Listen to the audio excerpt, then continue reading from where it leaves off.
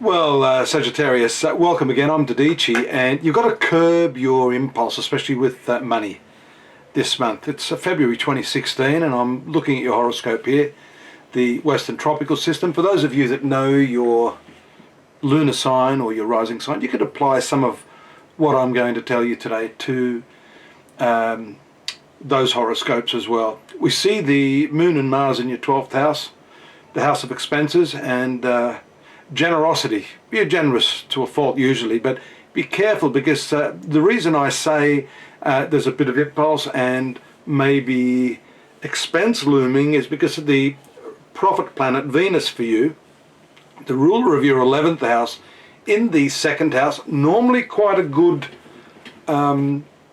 combination, but moving into the conjunction of Pluto, that also rules your 12th house of Scorpio. And that's that slow-moving planet I've been talking about a lot. I think around the 6th or 7th, Venus will come into that. It's around the 6th. So leading up to the 6th, a very powerful conjunction of your finance income planet with the planet of expenses. Mind you, as well as ruling your 11th house of profits, which is Libra, Venus for Sagittarius rules the 6th house of debts. So you're seeing a lot of this expense money coming in and going out. It's like it's slipping through your fingers. So be careful of that. Get your budget organized, and try to observe, a little bit of control over your finances and what you're spending money on. There's a very important new moon that takes place on the 9th this month in the sign of Virgo, which is your professional arena. That's an important one, especially because your ruling planet, still transiting this 10th house of career, may have given some of you very good opportunities over the last few months. The North Node, or that karmic point, also in exact conjunction with Jupiter right now. Some astrologers are of the opinion that that is a very, very fortuitous omen, giving you the chance to materialize some of your objectives and to make yourself, I suppose, more reputable than you've been in the past. And certainly having a new moon there starts to this is actually a full moon in that area that takes place on the 23rd. I'm getting all my dates mixed up. But the new moon takes place in the 3rd house, which is contracts and communications, and leading up to that full moon in Virgo, which is your 10th house, on the 23rd. So a bit of a reverse there. Those two cycles are very, very important, and show us that you've got the opportunity now to really, really make something of yourself now.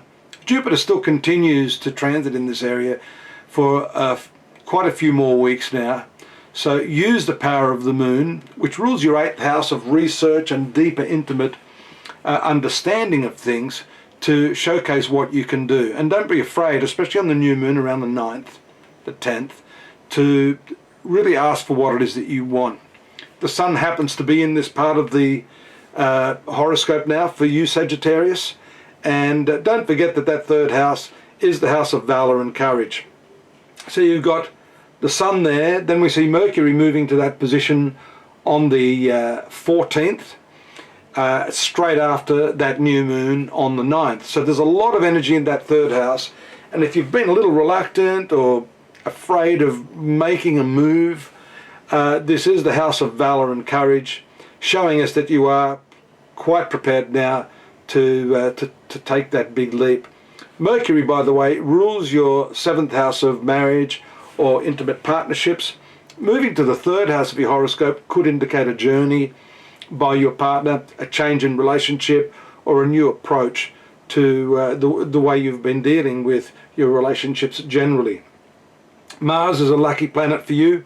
It rules the 5th house of speculation. It forms a sextile early in the month, a very powerful sextile on the 14th of February from the 12th house. That's the one I said that is causing the expenses. You may be a little overconfident about your capacity to repay. So I'm just repeating the same advice that I gave you at the outset. Just be careful, have yourself a budget, stick to it, and things should work out quite well for you over the month of February. Now, the overriding factor I think here is still that transit of Saturn through your sun sign. That is forming good aspects now to the 5th house position of Uranus. That I think can relieve you of some of that heaviness that you might be feeling. Saturn for you will be, creating, depending on the date you're born, some health issues, a lowering of your vitality. So any of this other forecasting that I've done for you really has to be seen against the background of this rather difficult Saturn transit. So what are you doing about that? How are you actually maintaining your optimism, a buoyant state of mind, a healthy physical level of vitality? They're the sort of questions you should be asking yourself, because all of this other stuff, earning the money, having good partners, traveling, whatever you do, fades into insignificance if you're not feeling well. So that's the final thing I want to tell you. Just look after your health a little bit. Don't let things get you down. And that second bit of advice, don't be too impulsive with your finances. Don't forget to check into astrology.com.au. You can check out the yearly, monthly and daily readings. We've got the text form of what I've been talking about here. And you can always get a reading if you need that. There are plenty of free oracles within the site. And I'm here every month, and I hope to see you here again. Bye-bye.